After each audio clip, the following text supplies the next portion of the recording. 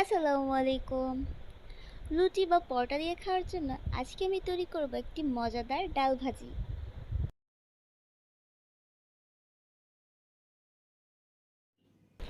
একটি ফ্রাই প্যানে দিয়ে দিব 2 চামচ রান্নার রেগুলার তেল। তেলটি গরম হয়ে আসলে দিয়ে দিব 1 চামচ পাঁচফোড়ন।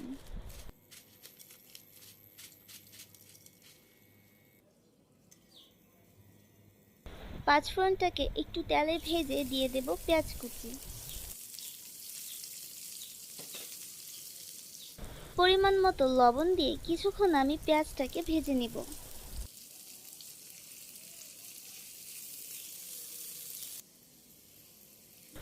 এবার সবজি অ্যাড করব। নিয়েছি আলু,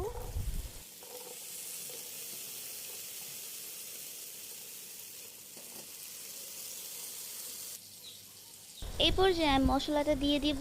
আমার মনে ছিল না, চেষ্টা করবেন পেঁয়াজের সাথে মশলাটাকে ভেজে নিতে। দিয়ে দিলাম 1 চামচেরও কম হলুদ গুঁড়ো, ধনিয়া গুঁড়ো ও সামান্য পানি।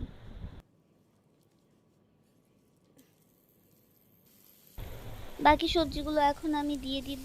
নিয়েছি এখানে বরবটি, পটল, গাজর, বেগুন ও কাঁচামরিচ। কাঁচামরিচটাও আমি সবজি যেভাবে কেটেছি সেভাবেই কেটে নিয়েছি। এবার দিয়ে দিব অল্প কিছু মসুর ডাল।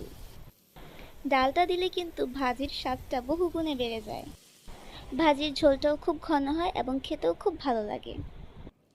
সবজি থেকে যে পানিটা বের হবে সে পানিটা দিয়ে সবজিটাকে আমি কিছুক্ষণ কষিয়ে নিব। কষানো হয়ে গেলে পরিমাণ মতো পানি দিয়ে দিব। এই তো হয়ে গেছে, দেখতেই পাচ্ছেন। এবার আমি সামান্য একটু ভেঙে ভেঙে দিব। এবার একটি ট্রেতে ট্রান্সফার করে নেব।